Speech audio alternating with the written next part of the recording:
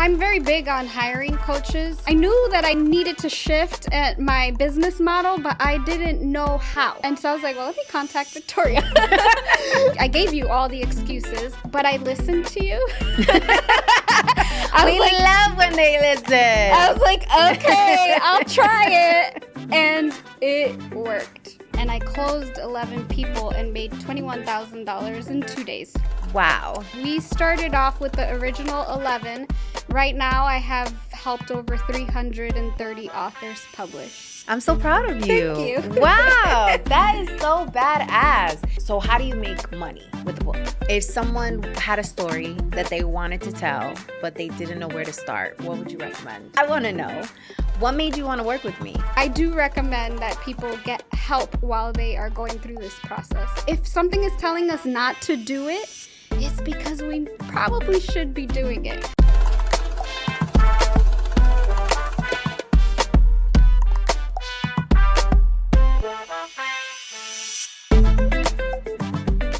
What's up, everybody? Welcome back to Banking on Cultura. I am your host, Victoria Jenn Rodriguez. Really excited to have you guys back here. As always, sending you so much amor and love and besitos and all the things.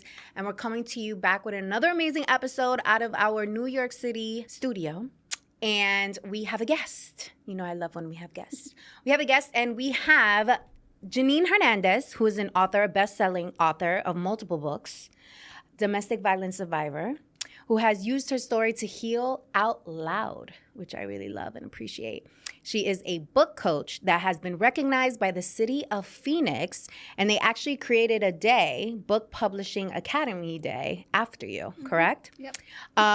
You're also a former client of mine, Yes. which I love, who has made some shmoney and some wins, and I can't wait to share that with the folks. But first, welcome to Banking on Cultura. Thank you for having me. I'm really excited. This is, I feel like, long overdue. Yes, it's been some time. Because how long ago did we work together? Right before the pandemic, so it was like Right before the 2020. pandemic. Yes. So Yeah. we've known each other for quite some time. Mm-hmm. And finally, we have you here on Banking on Cultura. Mm-hmm. So this is awesome. So we like to kick things off with some bonchinches. So give us some tea. Some bochinche, let's see. I have a couple. Okay. Newly engaged and pregnant. Damn, your rock is blinding me. Girl. It just caught me in the eye.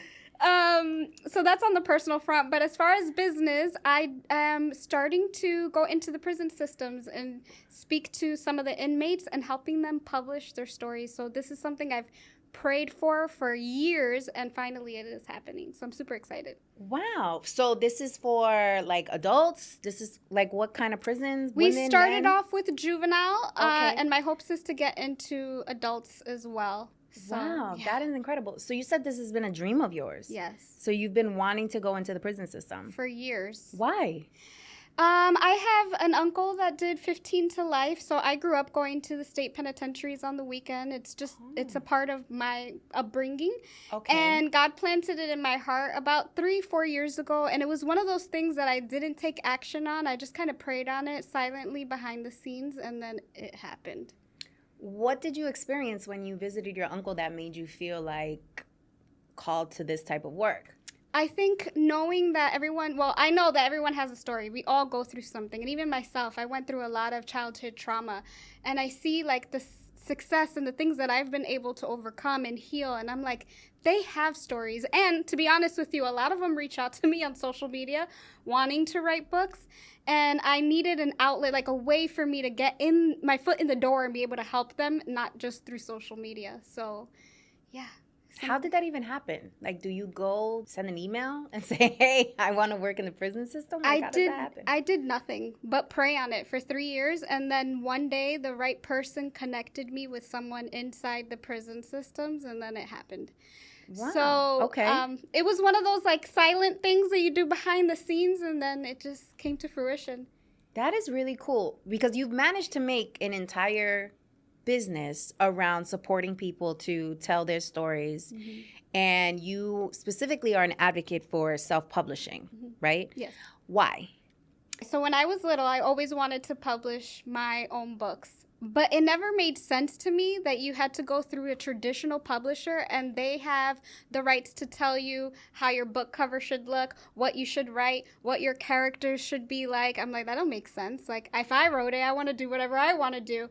And ever since I was little, I've always said, I'm going to do it myself. I'm not going to go through these big corporations. And that's what I teach people is learn how to do it yourself and you retain all of the return on investment for your books. Yeah. I love that. So did you always start with doing self-publishing work, or were you doing something before that? I was in HR, corporate HR for 13 years. And Okay. then I took the leap of faith in 2018. 2018. Yeah. Okay. And what was your first book on? My first book was poetry. It was a book that I wrote when I was 14. Wow. Yeah. Because how many books do you have now? I think 9. Nine books. I stopped counting. You I think stopped. it's like 9. At 9. Wow. Incredible. Yeah. 9. Wow. All right. So your first book was a poetry book. And then what was your next book? I did a children's book called Feathers in the Sky.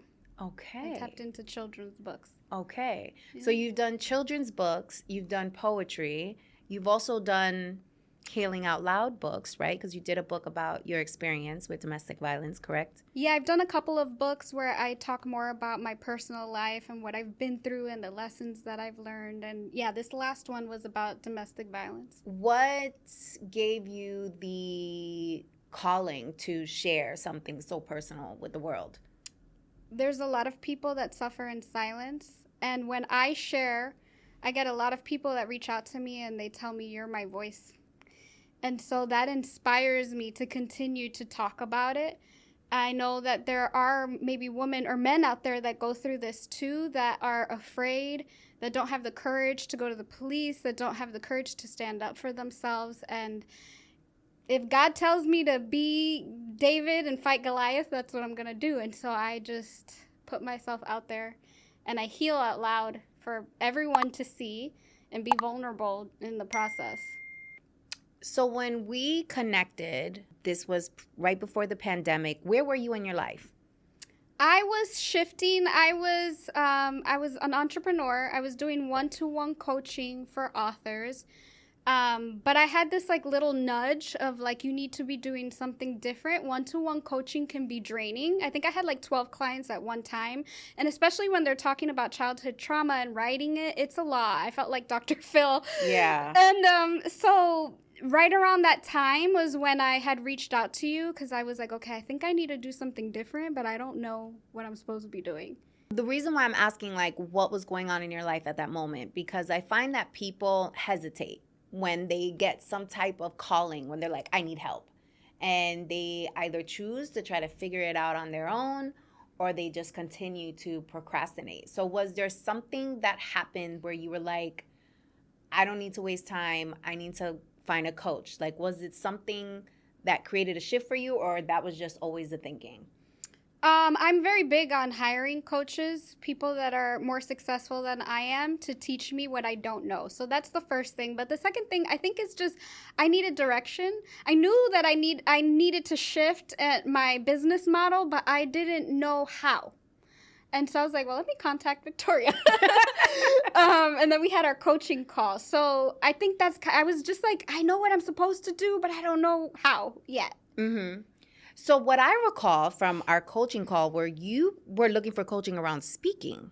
Yeah, right? we actually spoke about two things on that call. So we were talking about speaking. I was about to speak at an event, but then also I was wanting to shift my coaching business from one-to-one, and you had recommended group coaching. And to be honest with you, when you told me group coaching, I was like, I don't know if that's going to work. I came up with I gave you all the excuses, but I listened to you. We love when they listen. I was like, okay, I'll try it. And it worked. So talk about that. Talk about what happened.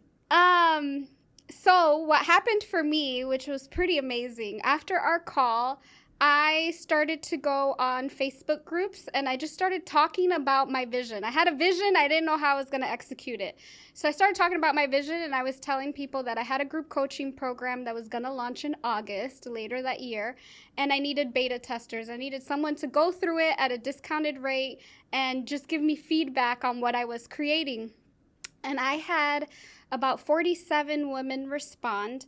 I had 23 sales calls from that 47, and I closed 11 people and made $21,000 in 2 days. Wow. And I still can't believe this story. And it was crazy because I didn't have a program yet. So I had 2 weeks to execute. I had to create all of my videos, my curriculum, my workbooks, figure everything out. I had to get a system. I didn't know what I was doing, but I had 2 weeks to figure it out. I was working all day long, and then we launched my group program. I think it was August 1st, 2020. Wow. So how long was the execution piece? So we had our call, and then how long until you executed and made the 21,000? I think it was a couple months. Okay. But as far as execution from when I posted it on Facebook, it was 2 weeks. Like I literally made the 21,000 within 48 hours, and then I was like, oh. So what made you wait the couple of months? I'm not sure, but that was right around the time of the pandemic. We spoke right before the pandemic happened, so there was a lot shifting, and the world was shutting down. So I'm not too sure, but I think by July, I was like, okay, I need to do something. Mm-hmm. Because the world was shutting down. Everyone was virtual at this point, so there was no one-to-one. I can't meet with my clients one-to-one anymore. Mm-hmm. I love this. This makes me so happy. Mm-hmm. I love when women are making money, and I love when they execute on their ideas, because that's literally where the money lies, is in the execution. It's not in your head. It's not in the talking. It's you actually doing the work. But what I really love about this story, and I want to build on it a little bit, is the fact that you went and had these sales calls without actually having anything tangible in place yet, right? So talk to me about those conversations and how those sales calls went. Vision. I'm a very big visionary. I know what I want to do in the future and what I'm going to accomplish. And so I sold the vision. This is what we're doing August 1st. All of them knew that it was a new program, and they also knew that I might mess up. It's not going to be perfect. I was going to record from my cell phone, and that was a part of being my beta testing program, is you're going to give me feedback, and we're going to build this together. You're going to be grandfathered in, and they believed in me. And they still believe in me. That first group, they are like my biggest supporters. Wow. I love that. So how did it go? How did it go when you actually built the program and you went live? Okay, so that part was a little hard because I was like, oh my God, I don't even know how to record. I don't know what I'm doing. I had to buy a ring light. I had to buy a program, a CRM. There was a lot of things I had to do. So I was working very long nights for about 2 weeks. Created a curriculum, the workbook, everything. But we launched, and then it was pretty cool. And one of the things that I remember is when I mailed out, because I mail out welcome packets to all of my authors, so they get a t-shirt and a bunch of stuff. And I just had this line of packages, and I'm like, I can't believe I did that in 2 weeks, Yeah. Yeah. That you actually took the idea from your head and executed. Yeah. So was it at that point where you were like, I'm sold, group coaching it is? Oh, yes. And it just has expanded since. We started off with the original 11. Right now, I have helped over 330 authors publish. Wow. Yeah. That is incredible. Yeah. I'm so proud of you. Thank you. Wow. That is so badass. I remember our call, and I remember you being very on your shit. You were like, this is what I need. This is the console I need. What do you got? And I loved it because you were just so intentional. Mm-hmm. And as a result, you were able to make this money. So talk to us about how business is going now. How has it grown? What does it look like now?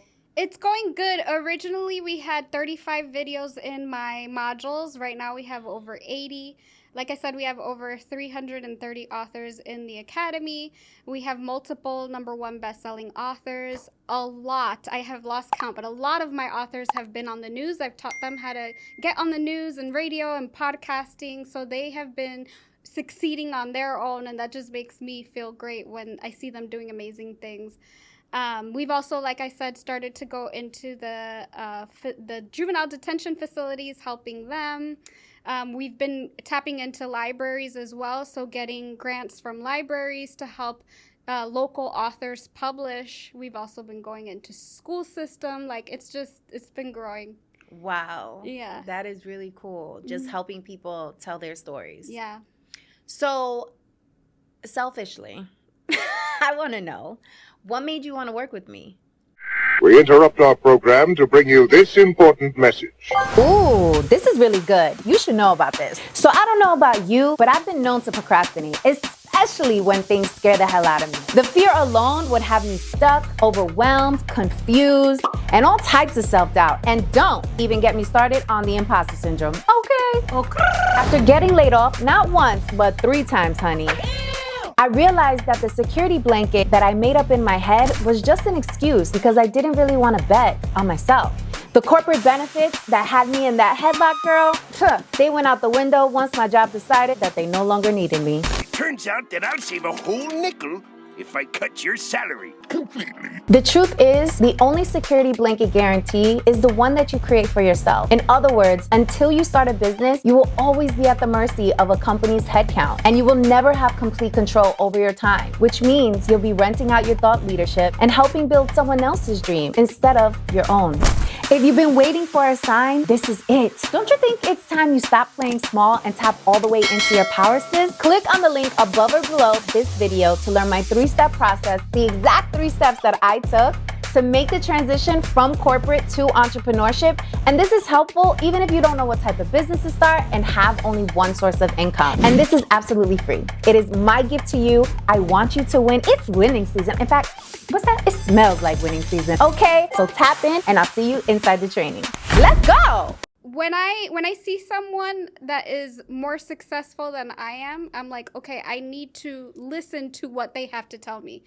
And I follow lots of different coaches and things like that, but I was seeing the things that you were doing, and I was like, okay, I think that she can be someone that can help me. And like I said, we got on the call and you were like, do group coaching, and I'm like, I wanted to give you, or I did give you excuses as to why that wasn't going to work. And I could have just not done anything. I could have just been like, nah, I don't like that idea, and then kept it moving. But because I trusted you and your expertise and what your experience in corporate America and then also entrepreneurship, I'm like, okay, it doesn't hurt to give it a try. And we got the results. Yeah, we got the results and we built this like multi-layered business model now, which I think is so freaking cool. And it's so interesting when you say, like, when I recommended the group coaching and you were like, I don't know, like, I'm not gonna do it.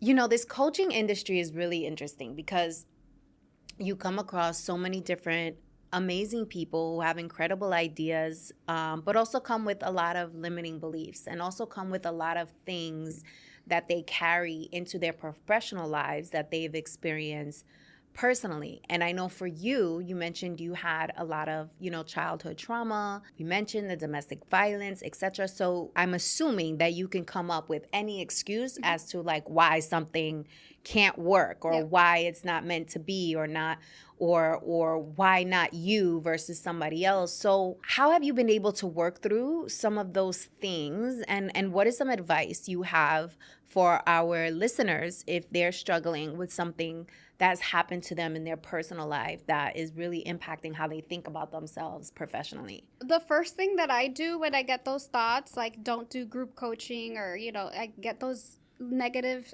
intrusive thoughts, is I tell it to shut up. Because literally it's that little voice in our head that tells us you can't do this, and it's like, just shut up first, and then I go execute anyways, because what I found is that a lot of times those are just our fears. But if if something is telling us not to do it, it's because we probably should be doing it. And so I just kind of just go for it. And like I said, if I fail, then what's the worst thing that could happen? I learned a lesson. And yeah, so most of the time when I'm afraid to do something, I still do it anyways with the fear. Really? Like how? Because people say that. They're like, oh, you know, I just work through the fear. Like, what does that look like? It's just showing up and just doing it. Like going into the juvenile detention center the very first day, I was like, oh, I don't think I could do this. Oh, I had so many excuses as to why I should just cancel. You're not qualified. I originally was supposed to go in with another, like a partner, and he moved. And so I was like, I have to teach these kids by myself. I'm not qualified to do that. I can't do this. And even walking in the first day, I'm like, oh no. Like, this is not going to work. Let me see if I can come up with some excuse. And as soon as I got there, I was like, girl, you're supposed to be here. You are more than qualified. And so it's just doing it with the fear and pushing yourself, because it's so easy to cancel on someone or cancel on a business opportunity because you're afraid. But what happens if you show up? How would your life change? Mm-hmm. You know? Do you think that what you've experienced, like some of the trauma that you experienced, actually has you show up more fearless? I do think so. I think that I owe it to myself. I owe it to the little girl inside of me. And I also want to make my son proud. And I think of like my legacy, like not just my son, but I think of his kids that he will have in his future. Like, I want them to grow up and be like, damn, my grandma was a badass. Mm-hmm. You know, like, and to leave an imprint for generations, where they'll read my books and they'll see the company that I created. And so I think that is what fuels me more than just like me and myself and my ego, you know? Mm-hmm. Yeah. Okay, so there's so many things I want to know. I want to know, like, is it a contract that you have with the prison? Or, like, how does that work? Like, how do you actually make money? Yeah, so it is a contract. With the prison, it was a week and a half over the summer, and then I could do the winter as well, but I'll be 9 months pregnant by then, so that probably won't work. But I'll be showing up next year as well. And then I've started to reach out to other local prisons to see if I could get my foot in the door, too. Okay, got it. So is the bulk of your business the group coaching piece? Yep. Okay, got it. Yeah. And how do you find people? I do a lot of social media, so a lot of it is organic, word of mouth. I was running ads at one point as well, but right now everything is organic and word of mouth. How was your experience running ads? It was good. I did get a good return on investment, and then like I did get a lot of leads. Like I think I did it for like 3 months. I had like 2,000 leads in 3 months. So a lot of them are warm and they continue to follow up with me. Did you hire someone to teach you how to do ads, or? Yeah. You did? Yeah. Okay. So it might be something I do in the future again. Mm-hmm. Yeah. So do you feel like now you know how to run ads after this person like showed you how to do ads? Oh, okay, you might have to show me how to do ads. Yeah. I've never really tapped into the whole ads thing. Well, I flirted with it, but I felt like maybe I didn't allow it to go on long enough, or what? But I saw some traction, but it wasn't like, I don't know, maybe I thought I was supposed to get a bigger ROI in a shorter period of time, and then I kind of was like, Yeah, you definitely have to give it at least 3 months to see it do its thing. Okay. And to see if it's even working or not, or if you need a pivot. Mm-hmm. So how much did you spend on ads? I think I did like 2,000 originally. 2,000? Okay. Yeah. And you feel like that was worth the 2,000 leads you got? Like, did you make? Well, I had 2,000 leads, and I think I made about 15,000 off of that 2,000. Okay. So for me, it was good. I've been focusing my like investing in other things, so I just stopped doing the ads. Yeah. Okay. And your coaching program, is it like one program, or is it like multi-tiered? Like. Yeah, so I have the Book Publishing Academy for writers that want to self-publish their books. Okay. And then I have the Published Authors Academy. This is for authors who have already published and they want to become a speaker attached to their book. So I teach them how to do that, but then I also teach them how to build their team. So I have an HR background. I teach them the financials, the HR, how to hire people, how to, do the whole thing and walk away from their corporate job. And then I have a very small audiobook academy. It's for authors that want to do an audiobook. Interesting. How long is your programs? So they're not too long. They're about 15 hours each one, and Okay. each video is a different. Some are half hour, some are 5 minutes. So it's like a low ticket program, or is it a high It's ticket? high ticket. It is. Yeah, How much you charge for your program? 5,000 and up. 5,000 and up. Okay. Okay. Interesting. Let's get into some strategies around self-publishing. If someone had a story that they wanted to tell, but they didn't know where to start, what would you recommend? The first thing I always tell them is make a decision, because a lot of people talk about it and then they never do anything about it. So you need to decide that this is something that you're going to do. Once you make a decision, jot down your ideas. Like, what is it that you want to talk about? What are the topics? What situations in your life do you want to share with the world? And number 3, hire a coach, because you can try to do it yourself through YouTube University, but it becomes very difficult to piece everything together. So hire someone like me. So are you like an editor, or are you like, how does it work?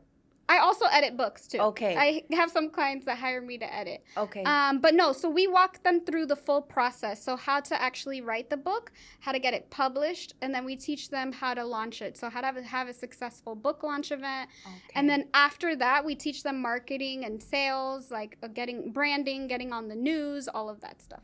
Oh, interesting. Okay, we're first starting. We're making a decision. Okay, we're making the decision. We're writing the book, Yeah. right? We're thinking about the stories that we have, but we have so many stories and we don't know where to start, like which one to go with. What would you recommend? So I would recommend that you create an outline. And what I mean by that is like pick out 10 different topics that you want to talk about. I'll give you an example. For me, I want to talk about my life. So I would talk about my childhood, what happened in my childhood, then my teenage years, then adult years, and then what happened after I went through the domestic violence situation. And then for each of those topics, you want to create 3 subtopics. So in my childhood, I grew up going to the state penitentiary with my uncle. I lived in New Jersey and I had a really great, childhood. I dealt with some abuse in the household. So those are 3 different topics that can be 3 different chapters. And then you continue that. Kind of dissect it a little bit. Yeah. Okay. Yeah. Okay. But what if you don't know where you want to start? Like, let's say you have these skills or like frameworks that you could share on the professional side, but then you also have this incredible like personal story, but they're 2 separate things. Like, how do you know which one to start with? So I always recommend that you start with if you have a framework or like a business one, that you do that first, because you're going to brand yourself. You want to build your personal brand. And then after you do that, you can write the second book. You could always do a second book, and you write more about your personal story, because as you build your audience, your people are going to want to get to know you more personally. So you could do both, but I always recommend doing more the light work first. And then that heavy, like, I want to write my story about what I went through, do that as a second book so that they can get to know you and trust you a little more. Okay. So what would you say to someone who's like, everybody and their mama got a book? Like, how do you stand out? How do you actually have success with the book? Because I think I had read something that there's like tons of books being written, but there's like a small percentage of people who make bestsellers or make New York Times lists, etc. So how do you actually like stand out? The first thing I always say is focus on you and stay in your own lane. Because if we sit there and we focus on everybody wrote a book and how am I going to become bestsellers and so-and-so is doing, you're not staying in your lane. You really have to stay focused. And I hear that a lot, like someone will publish a book and then a year later they're like, well, I didn't have success. And I will tell them like, but do you know that it took me 10 years to get to where I am today? To be able to say I was on the news or I did this or I did that.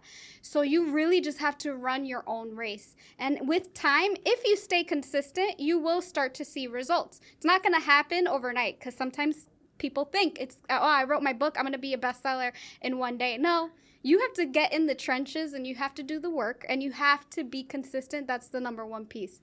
A lot of times I meet people that are like, well, I haven't posted on social media in like 3 weeks. Okay, great. So how are your people going to know that you even have a book, So you have to like really stay focused, stay consistent daily, and stay in your own lane. Don't worry about what other people are doing.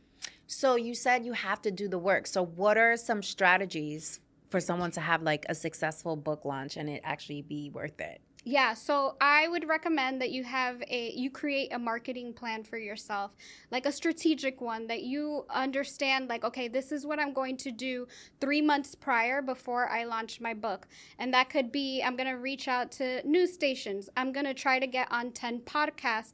I'm going to promote this on social media 4 times a week. One of the biggest things I recommend is going live. Go live on Facebook, TikTok, and Instagram. People love to hear your story and for you to chat with them and just be honest and vulnerable. And sometimes, like, I used to go live from my bed. Like, I would be eating cereal and I'm like, hey guys, just normal. Just be normal and connect with people. But have a plan before your book launch event so that you can have a successful launch. What's in that plan? So I'm hearing marketing. All right. We want to have a marketing plan. What else? So also your book launch event, where are you going to host it? Are you going to do in-person or a virtual one? For the in-person one, I recommend having an agenda. So are you going to have like someone speaking, hosting your event? Are you going to be reading your book? Who are you going to promote this to? So there's like a lot of moving pieces. Are you going to have food at the event? Are you going to sign, do signatures? So you recommend that you need a book launch event? Oh, yes. Yeah. Okay. Yeah. And what is the purpose of the book launch event? It's to invite people to come, obviously buy some books, but then also I invite like community leaders to come and meet me. Sometimes I give away some books for free. So I'll invite like the mayor. Honestly, sometimes I'll invite celebrities. Like, you just want to put yourself out there to anyone and everyone and tell them, I have a book, come see it. Okay. And what about people who have like the bestseller goal? What is your recommendation there? So I have a bestsellers coach on my team, and he helps you create a strategic plan for that. He'll tell you what categories you need to be in and how many books you need to sell within a 24-hour period. And so as a team, we work together to help you reach that goal. But having the bestsellers is a great accolade because it helps you get more speaking engagements and get noticed more. So how big is your team? I have 5. You have 5 people on your team. These are like full-time people, or these are like contractors? No, contractors. Okay. Has there been a goal for any of your students to end up on like a New York Times bestseller list or anything like that? Or has the goal been get me to be like an Amazon bestseller? The goal has always been Amazon bestseller. Okay. New York Times bestseller is more for traditional book publishing, not so much self-publishing. And to be quite honest with you, it does cost a lot. And you have to know the right people. So a lot of my authors don't have $75,000 just sitting around, or this massive amounts of money to get onto New York Times bestsellers. So wait, you're saying people pay to get on the list? a lot of people do, yeah. Or Really? they'll hire coaches to teach them how to get on it, and so. But it is, you also need to sell a massive amount of books, and they have to be through like huge. Bookstores and like these major corporations. So it mostly works for someone that has traditionally published. Mm-hmm. There aren't really many like self-published authors that make it to the list? Not that I see, no. Okay. Interesting. So book sales, what I hear, isn't like how you make real money with a book. So how do you make money with a book? Speaking. Okay. One of the things that I teach my authors is to reach out to different corporations, schools, organizations, offer to speak, and give some books away for free. So you kind of barter with them a little bit. So you're speaking for free? And No. You're speaking, but you give away some books for free. Okay. You can say, hey, I'll throw in 25 books for free if you guys will buy an extra 50 plus the speaking fee. And so when you do that multiple times a month, you can make your income better than having a 9-to-5 job. Mm-hmm. And so that's what I teach my authors. Also attaching a course. Like if you have like for me, I talk about domestic violence. I could create a course that teaches survivors how to heal from domestic violence. So you can attach a course to it and sell the course with the book. Okay. So you'll be getting payment from the course and for you speaking. And speaking and the book, yeah. Oh, interesting. Any other ways to make money from a book? I would say those are the top 3 that I do. Okay. Swag, like I sell T-shirts and merchandise and things like that, but I would say speaking is the number 1. Okay. Yeah. And what if somebody is like doesn't want to speak? They can go the old-fashioned route, which is like going to book fairs. Okay. I personally don't like to go to book fairs. This is not my thing. Yeah. But a lot of authors do. They'll go and they'll set up their table and they sell books, and you can make a lot of money that way. Really? Yeah, like especially if it's a big book fair, like, you know, the big, huge one, so book fest and things like that. You'd be surprised. There's a lot of people that love to read. So I say the old-fashioned way because it's like, you know, like actually showing up, setting up the table, all the things. But yeah. What are your thoughts around people using AI to write books? No. So I recommend AI. It's great to help you create the book description, to create your captions, to promote the book. It's great to help you maybe edit something or gather some ideas, but do not use it to write your book. And the reason is because it goes into the AI metaverse, whatever you want to call it. So I've seen two different people input something into AI and it gave them the same exact output. So you don't want that. And then 2, I've also edited a lot of books that I can just tell they wrote it with AI. It has no emotion. It has no feeling. I don't feel connected. There's a lot of pieces missing. So I don't recommend it. Okay. So we're not using AI to write the book. No. We're not doing But that. you can help. It helps. You can use it to enhance, you know, Right. give you ideas. Certain parts. Yeah. Certain parts. Do you think everyone should have a book? I think everyone has a story. Okay. Everyone has a story to tell. And I want to know all of them. I'm chismosa, so I Yeah. want to read everyone's book. Okay. I tell everybody, I think everyone should write a book. What is your nationality? Where are you from? Colombian. Colombia. Mm-hmm. Okay. I like that. All right. If someone is made the decision they want to write the book, they know what story they want to tell, they've put their outline together, how long on average does it take to write a book? And is there like a certain number of pages people should be thinking about? Yeah, it depends on the type of book that they are writing. So if Okay. you're doing like a memoir, I would recommend like 150 pages. If you're doing like a novel, like fiction, those are like 70, 80,000 words. Like they're huge books. So it really just depends on the type of book that you're writing. It also depends on your availability. I've written a book in 2 weeks, but I've also written a book in like 8 months. It depends on how much time you have to actually sit down and write. Once you've actually written the book, it does have to go through editing, which can take, you know, a month or 2. And then the publishing process is fairly easy when you know what you're doing. Probably a couple months. Okay. So let's say you're selling your book, it's $30.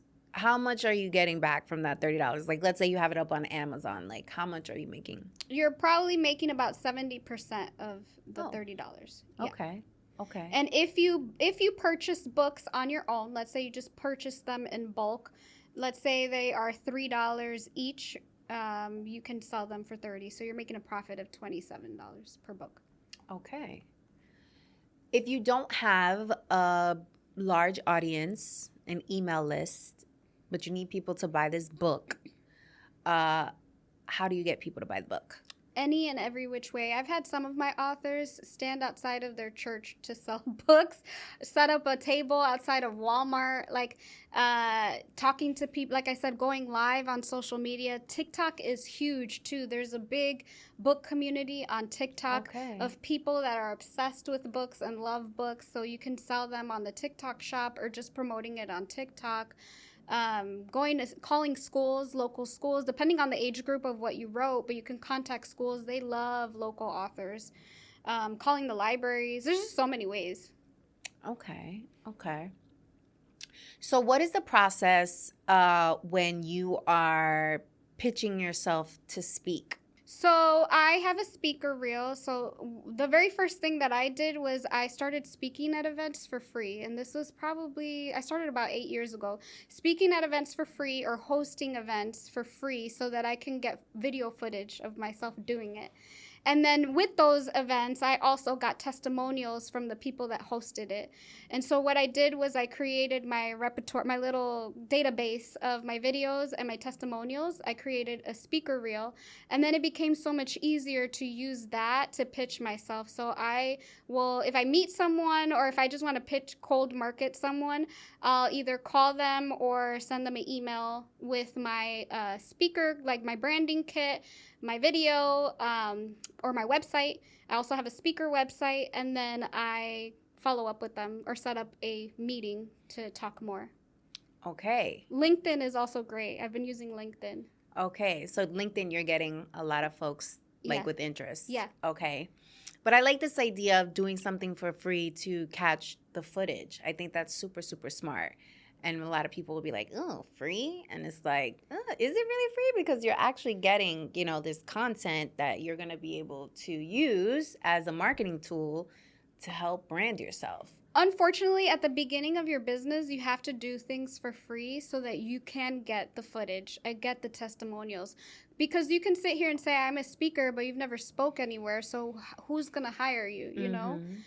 Plus, it helps you practice. I wasn't great at the beginning, so I would even say that, like, hey, can I, introduce one of the speakers at your event? I'm not the best. I'm starting out, but can I? And I'm going to have somebody record me. Oh, of course. And then that's kind of how you practice. Yeah. Yeah. I actually think that's a really great strategy. Like, if you're trying to start speaking and need some practice, offer to introduce whoever this upcoming speaker is. I think that's a great actual strategy. Like, you can go to an events site and see who's speaking, and if they don't have an MC, or even if they do, you can say, hey, I know a lot about this speaker, or this speaker, has done XYZ, which is very close knit to what I'm doing. For free, can I come in and just introduce them? I think that's a really good strategy, actually, because you're actually also getting in front of their audience. Yeah. You're getting connected to the speaker and to the organizer. And then depending on how well you do, when you do your introduction, they might actually have you come back as a paid speaker. Yeah. That's actually a really good strategy. And I've used that as well for other things. Like I've collaborated with libraries, and the way that I pitch it is we're doing a scholarship program. So in a sense, I'm doing it for free. I'm giving back to the community. I'm paying for a small portion of what what we're doing, but it's my way to get my foot in the door. And once I prove to them, we have successfully executed X, Y, and Z, then they hired me every year after that to do the same thing. And so... Wait, what's the play with the library? So, for example, we did a scholarship program with teen authors. So we did, they had to apply to become an author. We did interviews with them. And then right now we've published 6 so far. But we did it for free the first year. We called it a scholarship program. So they jumped on it. They're like, oh, of course, we want you to come in. And then the second year, what we did was we pitched them a proposal. Well, this year, we need some funds. And they were more than happy to give us the funds because we had already proven ourselves the first year. So I am all for doing stuff for free at the beginning if it's going to get your foot in the door and it's going to give you the testimonials that you need and the video footage that you need. Okay, hold on a second. So when you approached the library to do this scholarship program, who was finding the students, you or them, or? Both. We did a press release. We reached out to the schools, the local middle schools and high schools, and had the kids apply. Who paid for the press release? I did. Okay. So you're doing it for free, and you're also investing some money into this thing too, in order for you to get the footage and get your foot in the door, etc. Okay. Knowing that it's gonna pivot. Right. Like, there's a strategy to it. Yeah, I always say if you're gonna do something for free, you got to make sure there's an actual strategy to it, or else it doesn't make sense. Yeah. Like, it has to make sense if you're doing anything for free. So I want to talk about this notion of healing out loud and doing it publicly. Talk to us about that decision and what made you decide that you wanted to do it publicly, and what did that look like? We interrupt our program to bring you this important message. Ooh, this is really good. You should know about this. So I don't know about you, but I've been known to procrastinate, especially especially when things scare the hell out of me. The fear alone would have me stuck, overwhelmed, confused, and all types of self-doubt. And don't even get me started on the imposter syndrome. Okay. After getting laid off, not once, but 3 times, honey, I realized that the security blanket that I made up in my head was just an excuse because I didn't really want to bet on myself. The corporate benefits that had me in that headlock, girl, they went out the window once my job decided that they no longer needed me. Turns out that I'll save a whole nickel if I cut your salary completely. The truth is, the only security blanket guarantee is the one that you create for yourself. In other words, until you start a business, you will always be at the mercy of a company's headcount, and you will never have complete control over your time, which means you'll be renting out your thought leadership and helping build someone else's dream instead of your own. If you've been waiting for a sign, this is it. Don't you think it's time you stop playing small and tap all the way into your power, sis? Click on the link above or below this video to learn my 3-step process, the exact 3 steps that I took to make the transition from corporate to entrepreneurship. And this is helpful even if you don't know what type of business to start and have only one source of income. And this is absolutely free. It is my gift to you. I want you to win. It's winning season. In fact, what's that? It smells like winning season. Okay, so tap in and I'll see you inside the training. Let's go. Yeah, so I went through a domestic violence relationship about 2 years ago. It was the worst experience I had ever been through. And during that time, I was manipulated and I was told that I couldn't speak up. I couldn't share my story for various different reasons of manipulation. And after I went through like 50 sessions of therapy, I realized that I am a very powerful person. I do have a voice. I can speak up.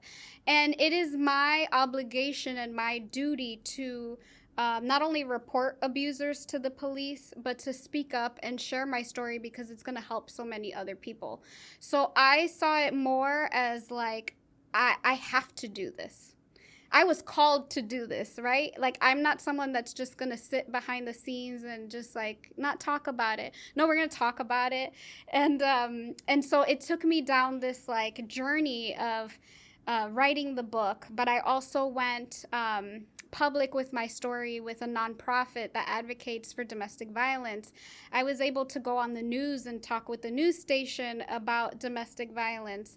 I did many podcasts and speaking engagements on it. So it opened a lot of doors, but it also allowed me to just be vulnerable with my audience of like, domestic violence can happen to anyone. And you might look at me on social media and think, oh, she has it all together. But no, I was really going through it behind the scenes. And I feel like the more vulnerable and open that I am with my audience, the more that they trust me to help them share their stories with their books. So that's kind of what fueled me. And I do think that there was a layer there too of like, again, going back to the legacy part of like, I don't want the generational trauma to continue in my family, and I have to be the one to stop it. So this is what I'm going to do. I'm going to heal out loud. I'm going to share.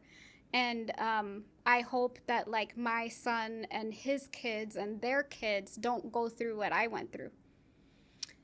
So that's interesting because like in the Latino community specifically, we are taught to kind of put on the facade that everything is okay, everything is under control, everything is, peaches and cream. And that's not necessarily the case. And abuse happens a lot in the Latino community. So what are your thoughts on that? It's definitely something that's been passed down generation to generation. It also could be a cultural thing. And it's really unfortunate because we are told to keep it a secret, don't say anything, you're going to make the family look bad. And I think that it is our responsibility to change that dynamic. Like, we don't have to do that anymore. We should speak up. We should, I will point the finger and say, so-and-so did that. That wasn't right. I don't want to do that again, or I don't want that to happen again for my kids. I just think that we have entered like this new era where people are not staying quiet anymore. And it unfortunately comes with having to cut people off that might be in your family or in the Hispanic community, creating very strong boundaries with people, letting them know what you accept and what you don't accept. And it takes a lot of conditioning too, right? Some people might be okay with it and some might not like it, because it's different. This is how we've always done it as a as a society in the Hispanic community, but it's like you have to do it differently. What is your advice? Because I know there's tons of girls and possibly boys too in the community who are suffering in silence and who don't know how to actually talk about it. Yeah. I think it really comes down to like do what's right for you and your intuition. I knew that for me that I was going to do my best to understand my childhood and the things that I went through.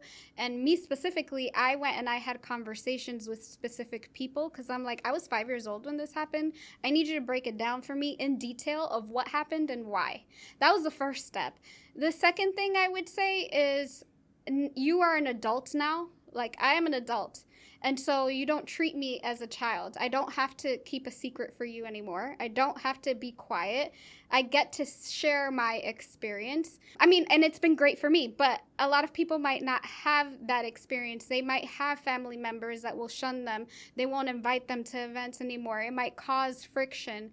But I want you to know that it's okay because you're a change maker. You're doing something different for your family lineage. And sometimes you have to be the black sheep and do something against the grain of like what you were conditioned to do. And so my advice, me personally, is do it anyways. Speak up and not allow people in your family or your community to, hold you back or silence you. But I also am very empathetic and I have grace for people that are just not there yet. So do it at your own pace. And as you heal parts of you, you will feel more comfortable standing up for yourself. It does get passed on generation to generation. So what are your thoughts about, like, to those family members who tell you, no, don't talk about it? Like, we shouldn't talk about it. I don't want to hear about it. Like, how should people, like, handle themselves in that situation? Yeah, it's unfortunate. We cannot control other people. The only thing we can control is ourselves. So if they don't want to hear about it, they don't have to. But that doesn't mean that I, as an adult that can make my own decisions, is not going to talk about it. You can either respect it or not. And unfortunately, that might come with someone cutting you off. But you have to be okay with, I am doing this for myself. I'm doing this for the child inside of me and my children.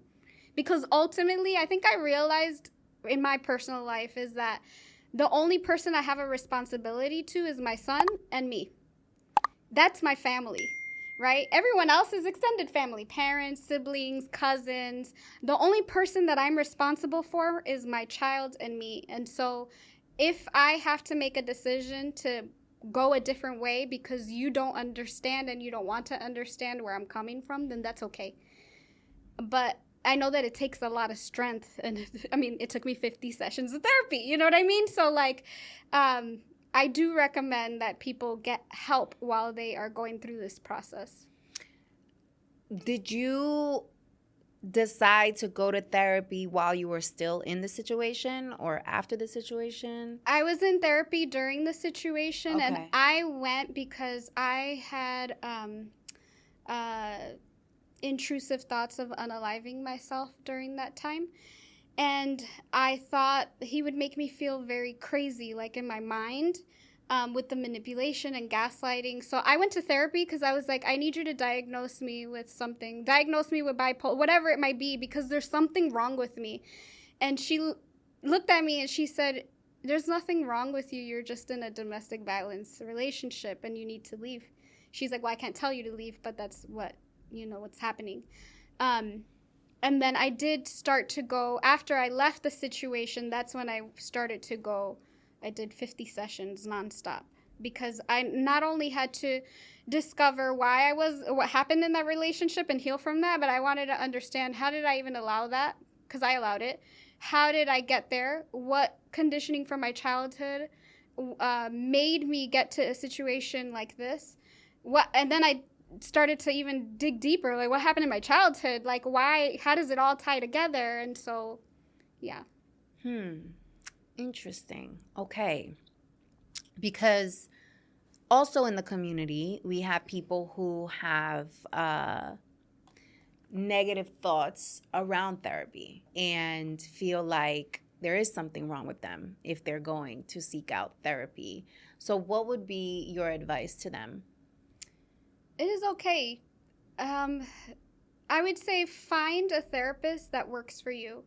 I had to go through 2 or 3 different therapists for me to decide we just don't vibe. We don't, she's just not the right fit for me. Until I found the right therapist. And when I found the right therapist, it was a lot easier for me to understand what I went through. And as far as like, there's something wrong with me, there's nothing wrong with you. You just have gone through some things and you have to heal from some things. And in therapy, like, I realized it's okay to say, hey, like, I need help, right? I'm going through this. I feel really crazy right now from what happened. There's a lot of things that you have to like go through and process and dig deeper in. And so it's okay. You just have to find the right person to talk to. What were some of like your things, like how did you assess the therapist? Like, was it a gut feeling or was it like they had to have a certain amount of years of experience? Like, how did you go through your assessment process? Well, because I was dealing with a situation where I was going to the police. I went and did multiple police reports. I was going public with my story. I wanted someone that had extensive domestic violence background. I'm also very spiritual. I have a very big relationship with God. So someone that could understand me when I talk about spiritual things. I'm very intuitive and I can so I'm very intuitive. So I just wanted someone that understood me. And I did have some therapists that just were very blah, Mm-hmm. So I was like, next. You just have to find the right fit. It's like a friendship. Okay. Yeah. Okay. Amazing. Thank you so much for sharing your story and for coming on the show and for being a stellar client that takes what she hears and runs with it and makes a whole business around it. Like, that's crazy. That is crazy. This is the power of coaching. Yeah. Like, you might have still been doing one-on-one coaching, driving yourself crazy. Imagine. Probably not making as much money, Yeah. right? Unless you're charging each client $50,000 a pop, which is unrealistic a little bit. Unless you're going through, I mean, not that it's unrealistic because there are people out here charging $50K for one-on-one coaching, but you would be limited in how much you could do because you're only one person. Yep. So thank you. Thank you for taking the advice and for executing against the advice, because it means that I'm doing God's work out here. You are. So thank you so much. Tell the people where they can hear about you, where they can connect with you. So you can find me on JanineHernandez.com. That's my website. And then I'm always on Instagram and TikTok. It's Book Publishing Academy or Janine Hernandez _. All right, y'all. Thank you so much for joining us today. As always, if you appreciated today's episode, if you think that someone in your community could benefit from listening to today's episode, please share it with them. Leave us your feedback. We always love to hear back from you and let us know if there's someone else we should have on the show. Like, we want to hear from you, y'all. So definitely make sure to leave your reviews, and I'll see you in the next episode. Bye. Hey guys, if you enjoyed this video, I'm pretty sure you're going to love the next one. So make sure to click right here and tap into the next episode.